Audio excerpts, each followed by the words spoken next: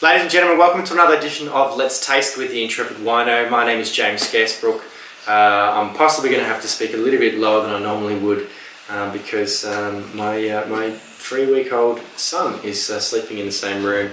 Hopefully I don't disturb him too much, otherwise I might have to get up, but I'm sure you'll just bear with me. I am excited to be opening another submitted bottle, a really special bottle that I've been submitted from Mosswood in Margaret River. I have previously tasted some wines from Mosswood, and one of the wines in particular was one of the highlights of 2016 for me, which was the Merlot, I believe from the same vintage as this episode's wine, which is the Cabernet Sauvignon from Willybrook, 2014 vintage.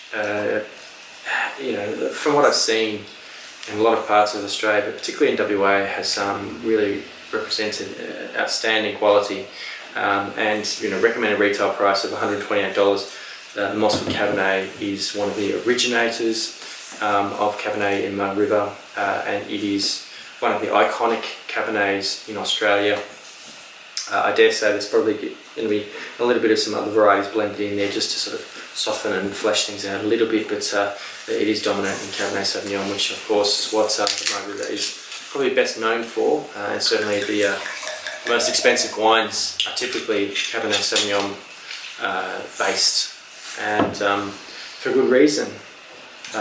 So part of the reason why Cabernet is so good at Margaret River is it is a maritime climate on the coast, and those cool offshore breezes are very good at stabilising the day-night temperatures, and particularly good for the Bordeaux varieties. Bordeaux, of course, is near the coast, so similarly has a nice even ripening period. So let's have a look at the Mosswood 2014. Lovely and intense in colour, nice sort of dark purple, quite deep in intensity as well. Quite dark and rich, soft, mellow, quite a lot of oak character here, so moving into some sort of coconut, spice, nutmeg, even a sort of a rum sort of character as well. Dark fruits, it's reasonably dusty and chalky in nature. It does have a savoury note.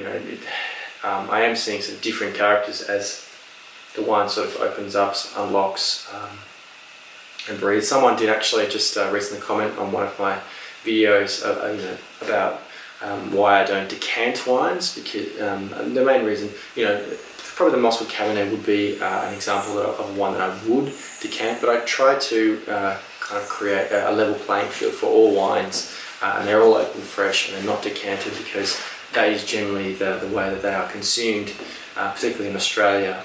People generally don't decant wines. It is sort of a special thing, but this is one that I would decant just to sort of open things up a little bit, soften things out, allow some of the more subtle characters to come through, because at the moment it's looking very, very concentrated, very intense on the nose, very varietal, but also it's looking like a product of its wine making.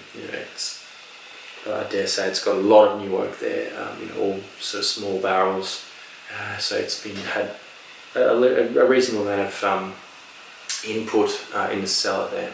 Let's taste.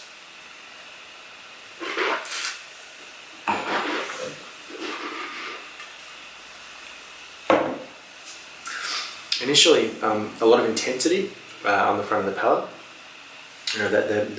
The youth, the vibrancy of the fruit, the intensity of the fruit initially makes me think it's going to be quite a ripe, quite a jammy, very oaky, full style, but it's actually surprisingly focused, elegant, soft.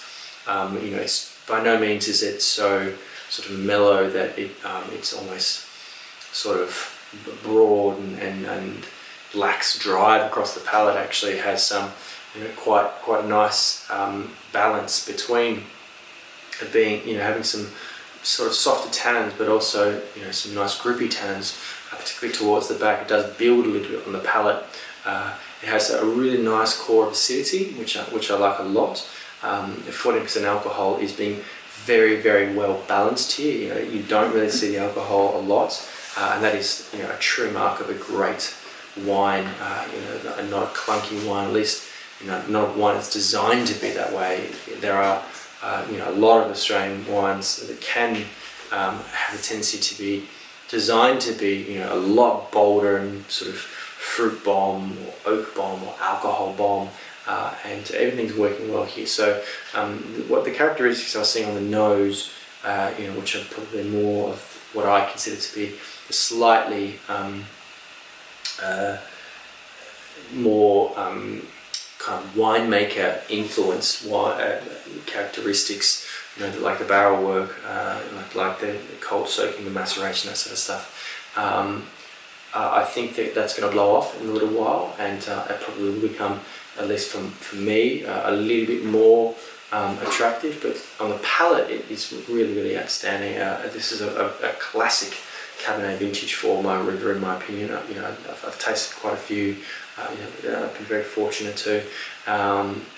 Look, this is one you could drink now, but you really do owe it to yourself to put it down for a good 10-20 years, because it will benefit from age, and particularly under a screw cap now, it will look as fresh as it does now, I'm sure, in 10 years. So thank you very much, obviously, to Mosswood for very, very generously donating, submitting a sample bottle of such an iconic Australian wine. It has been a privilege to share my impressions of this wine. If the wine's available and you have, I guess, a little bit of a budget for wine, and particularly if you're interested in cellaring wines, I definitely would recommend securing a few bottles or more of the Mosswood 2014 Cabernet, because it is going to be a real rager in 10-15 years. Thank you guys for watching this video. If you did enjoy it, please hit that like button. Make sure to share the video on social media. I'd love to hear from you, so please leave a comment below.